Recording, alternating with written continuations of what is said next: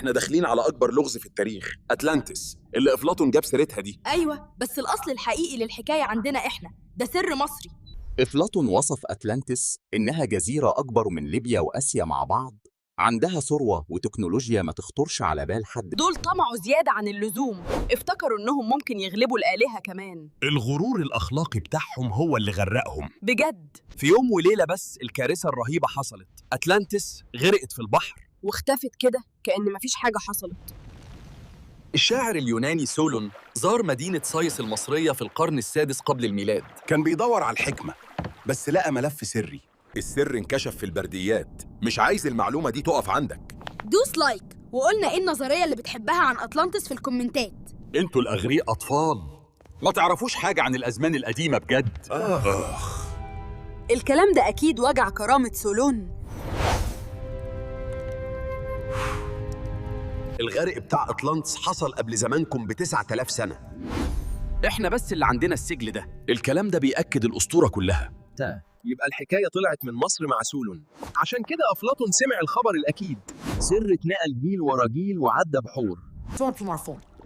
المهم بقى إن أفلاطون حدد مكانها بالظبط ورا أعمدة هيركوليس اللي احنا دلوقتي عارفينها باسم مضيق جبل طارق. أفلاطون قال إن حجمها أكبر من ليبيا وآسيا الاتنين مع بعض، يعني إمبراطورية ضخمة جدا. أرض بالحجم ده حد يشتري خريطة أكبر يا جماعة؟ ما تقدرش تفوت باقي الحكاية الضخمة دي. اشترك دلوقتي وفعل الجرس عشان ما تفوتكش أي أسرار جاية. التصميم بتاعهم كان عبقري، حلقات أرض ومياه ورا بعض متوصلة بمجاري مائية، كأنها دونت معمارية عملاقة ومظبوطة بالملي. كان عندهم ذهب وفضة ومعدن أسطوري اسمه أوريتشالكوم اللي قالوا عليه أغلى من الذهب. أغلى من الذهب؟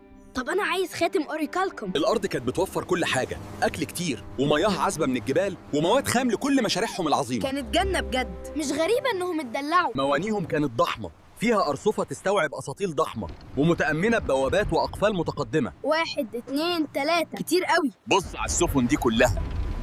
اخترعوا الزحمة قبل ما يكون في عربيات أصلاً.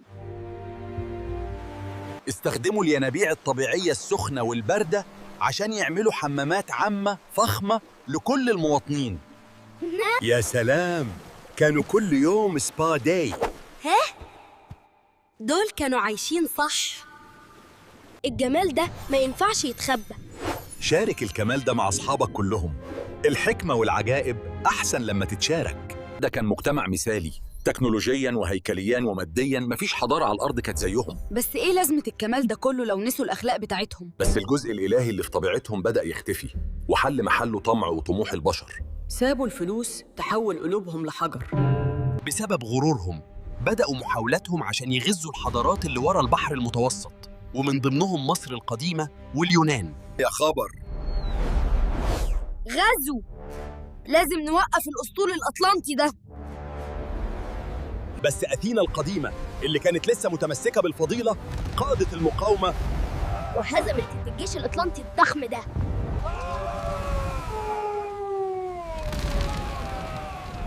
الحمد لله البشرية اتنقذت على إيد الأغريق. لما الآلهة شافت الانحدار الأخلاقي بتاعهم قررت إن المدينة لازم تتعاقب وبقوة بوسايدون نفسه.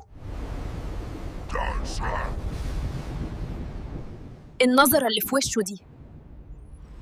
تعرف إن الموضوع بجد. العبرة من القصة واضحة، الغرور بيجيب الكارثة. بس السر لسه موجود، هل كانت حقيقية؟ انتظرونا في الجزء الثاني، البحث عن الأدلة بيبدأ قريب. القصة واضحة، بس إننا نلاقي دليل مادي بعد 9000 سنة وتحت عمق المحيط الساحق ده.